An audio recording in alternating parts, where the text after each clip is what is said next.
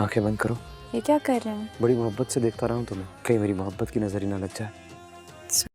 गुलाम बादशाह और सुंदरी की इस एपिसोड में हम देखेंगे कि गुलाम की माँ गुलाम और सुंदरी की बातें सुन लेती है और वो गुलाम से कहती है कि क्या यही वो चीज़ है जिसके बारे में तुम कह रहे थे कि बादशाह की अमानत वापस करनी है।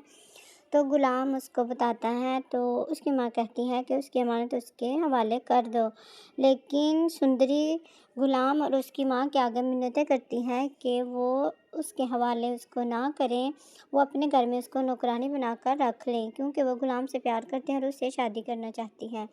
गुलाम इस बात के बारे में बहुत परेशान होता है क्योंकि वो अपने भाई से भी धोखा नहीं कर सकता, और दूसरी तरफ सुंदरी अपनी जान की बाजी लगाने के लिए भी तैयार होती है। वो कहती है कि अगर उसने उसको बादशाह के हवाले किया तो वो अपनी जान ले लेगी।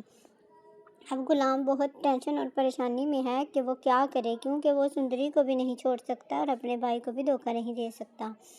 इसी दौरान उसका बाबा घर आ जाता है और अचानक से वो घर आकर सुंदरी को देख लेता है कि वे गुलाम के घर है।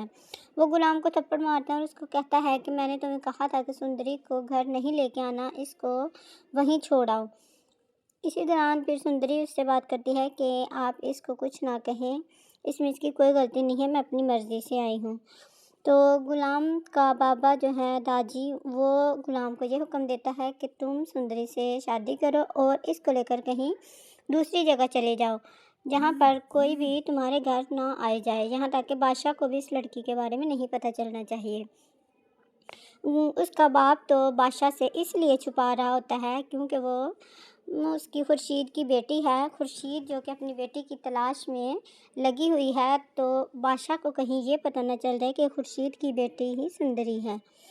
मगर उसको ये नहीं पता होता कि बादशाह जिस लड़की को ढूंढ रहा है वो लड़की भी सुंदरी ही है, और ना ही खुर्शीद इस बारे में जानती है कि बादशाह जिस लड़की की तलाश में है वो उसकी ही बेटी है।